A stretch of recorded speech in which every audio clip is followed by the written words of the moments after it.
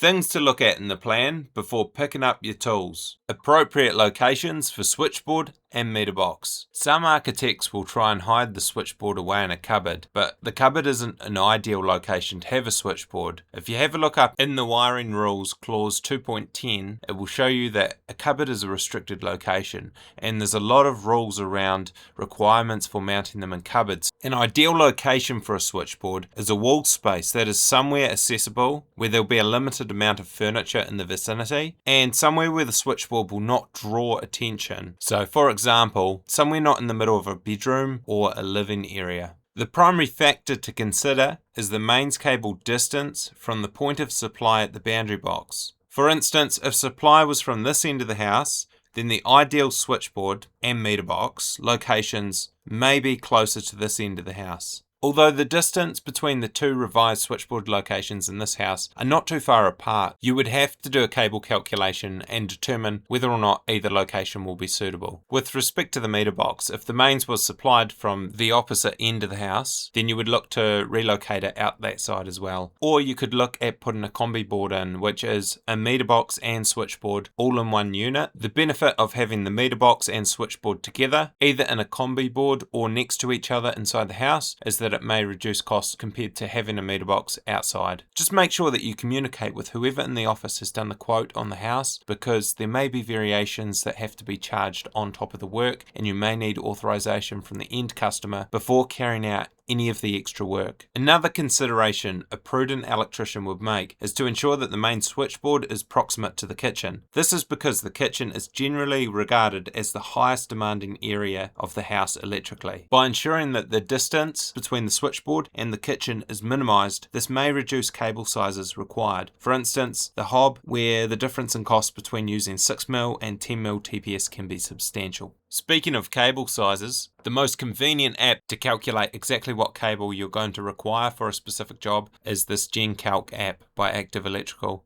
This app helps you determine the type and size of cable that you need for a particular job. Simply put the current in that your appliance is going to draw, then estimate the length of cable you'll need, for instance between the switchboard and a socket. Always overestimate, don't underestimate, so add a meter or two on. Supply voltage will generally stay the same, but you can put down 400 volts if you're doing a 3-phase supply. For cores, we're going with TPS cable, which is a multi-core cable, and then the proposed installation condition will be partially surrounded by thermal insulation. TPS is an unarmored cable type. Now if we hit calculate, it shows that a 20-meter circuit drawing 13.5 amps will need either 2.5 or 4mm cable. If that length of circuit increases to 30 meters, you can see you'll then need a 4mm or 6mm TPS cable. In the next video, I'm going to go over all of the lighting issues that may be present on a plan.